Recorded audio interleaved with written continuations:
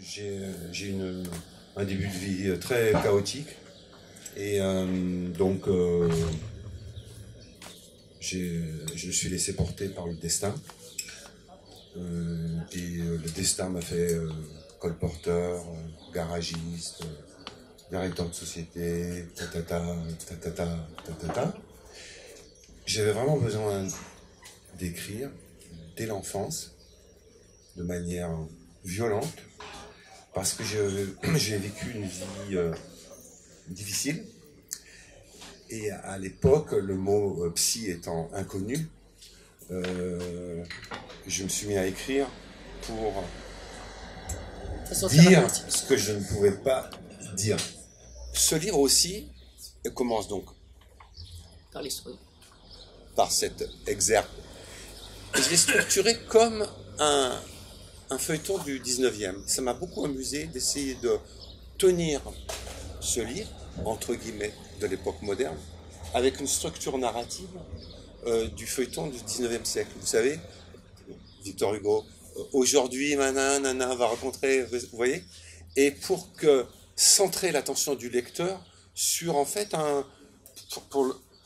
pour bien le tenir aujourd'hui, voilà, dans ce chapitre, il va se passer, c'est une autre chose qui tient le livre. Ce rappel au feuilleton et à ce qui se... Donc, un rappel au passé et à une sorte de tradition. Et c'est ça que je voudrais partager avec vous, c'est qu'en fait, ce qu'il y a de beau dans les livres, c'est cette évolution qui fait que on peut très bien vouloir écrire quelque chose et ne pas l'écrire. Et ce que je voudrais partager aussi avec vous, c'est que moi, au départ, je voulais écrire un roman, entre guillemets, palpitant. Ça m'amusait. Et en fait, c'est un livre qui m'a bouleversé, mais très profondément, à la fin, parce qu'en fait, c'est pas du tout ça. C'est un livre beaucoup plus triste et grave qu'on pourrait le croire en lisant. C'est un thriller sympa, palpitant et tout. Oui, mais c'est pas ça en fait. C'est quelque chose de... Il y a une très grande tristesse et peine pour moi dans ce livre. Voilà. Double mystère, 26 septembre 54. La nuit était blanche jusqu'au ciel. C'était la première neige, le début de l'automne. Corée, donc c'est le personnage central, le shérif, Corée rentrait à Panguitch, chef-lieu du comté de Garfield.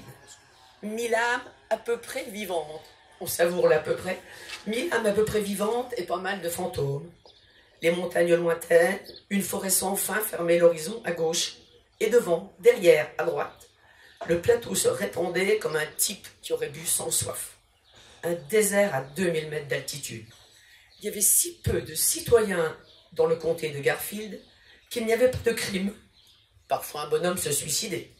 Toujours d'une balle dans la tête et toujours avec du gros calibre. Si bien qu'on les enterrait sans tête.